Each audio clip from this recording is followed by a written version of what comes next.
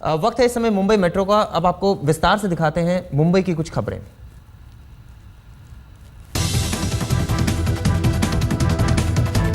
नागपुर में महाराष्ट्र असेंबली का शीतकालीन सत्र शुरू हुआ। पूर्व मुख्यमंत्री AR अंतुले और पूर्व राज्यपाल मोहम्मद फैजल के लिए शोक प्रस्ताव के बाद सदन की कार्यवाही स्थगित।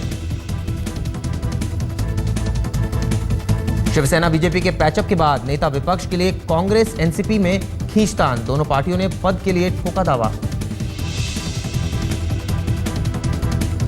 NCP ने विधान परिषद में नेता विपक्ष के लिए धनंजय मुंडे को किया नामांकित। 3 साल पहले NCP से जुड़ने वाले धनंजय स्वर्गीय गोपीनाथ मुंडे के भतीजे। कांग्रेस ने खुद को बताया सबसे बड़ी विपक्षी पार्टी। हालांकि 42 विधायकों में से 5 हो गए हैं निलंबित। विधानसभा में NCP के 41 विधायक। कांग्रेस ने सदन के बाहर बीजेपी शिवसेना सरकार के खिलाफ निकाला मोर्चा। सरकार को किसानों के खिलाफ बताया।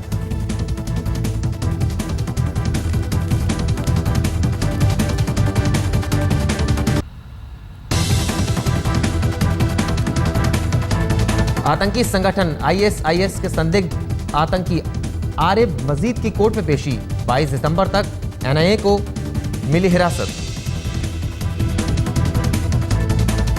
कोर्ट में पेशी के दौरान आरिफ ने वकील ने उसे आरोपी नहीं बल्कि पीड़ित करार दिया। लाई डिटेक्टर या नार्को टेस्ट से पहले कोर्ट की इजाजत को जरूरी बताया और मीडिया में आ रही खबरों पर रोक लगाने की अपील की। NIA के मुताबिक ISI ने आरिफ को फिदाइन हमले की दी ट्रेनिंग। ISIS के रडार पर सीरिया, इराक और भारत के अलावा कई और देश। आरिफ का मामला सामने आने के बाद महाराष्ट्र ATS का जागरूकता अभियान। मोहल्ला कमेटी और स्कूल तक आतंकी संगठन से किया जाएगा अलर्ट। जिरायत के लिए बगदाद जाने वालों के लिए वीजा मिलना होगा मुश्किल। 30 साल से कम उम्र के लड़कों को परिवार के साथ ही मिलेगा वीजा।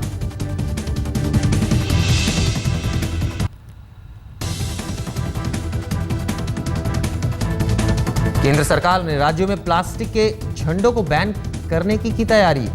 बॉम्बे हाईकोर्ट में दी अर्जी। प्लास्टिक झंडों पर बैन पर 21 अक्टूबर को राज्यों से मांगी गई है राय, लेकिन 30 राज्यों में से अब तक सिर्फ 7 ने ही दिया जवाब। 26 जनवरी और 15 अगस्त के बाद प्लास्टिक के झंडे सड़कों और नालों में मिलते हैं, जिसके बाद बॉम्बे हाईकोर्ट में दायर की गई थी प्लास्टिक के झंडों पर बैन करने की जनहित याचिका। कोर्ट में जनहित याचिका पर सुनवाई अभी जारी है और महाराष्ट्र सरकार ने प्रदेश के स्कूलों में प्लास्टिक के झंडों का इस्तेमाल वर्जित कर दिया है। अगले 3 महीनों में राज्य सरकार खर्च में 40% की करेगी कटौती। 3 करोड़ के कर्ज की वजह से मंत्रियों को फडणवीस का निर्देश।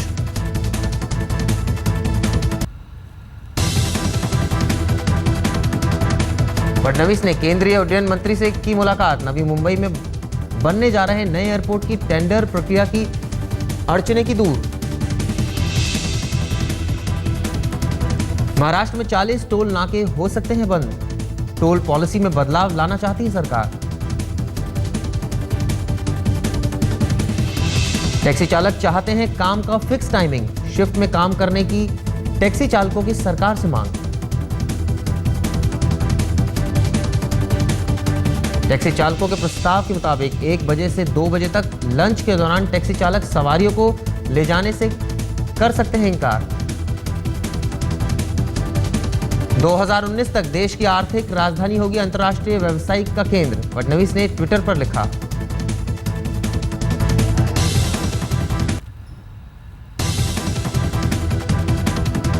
शेयर बाजार में मंदी। 339 अंकों की गिरावट के साथ सेंसेक्स पहुंचा 28,119 के स्तर पर। 8 हफ्तों में सबसे बड़ी गिरावट। निफ्टी में 100 अंकों की गिरावट। 8,438 पर बंद हुआ निफ्टी। धर्मेंद्र हुए एक 79 साल के। पंजाब में शूटिंग के दौरान मनाया जन्मदिन।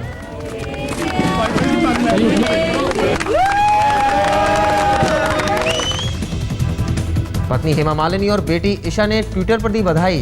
फैन और दर्शकों ने भी कहा हैप्पी बर्थडे।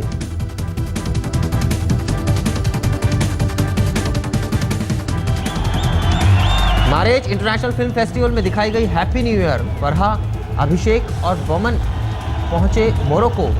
इस साल मारेज फिल्म फेस्टिवल में दिखाई जाने वाली इकलौती हिंदी फिल्म।